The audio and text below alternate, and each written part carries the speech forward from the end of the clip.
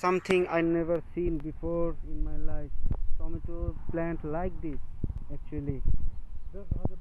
This is something different. You can see this here, how tomato. Brother, this farm 60 years old. 6 years old. 60 years old. Yeah, they know how to cultivate vegetables.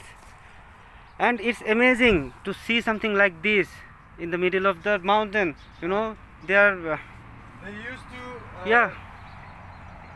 They used to what? The soil they used to bring from outside.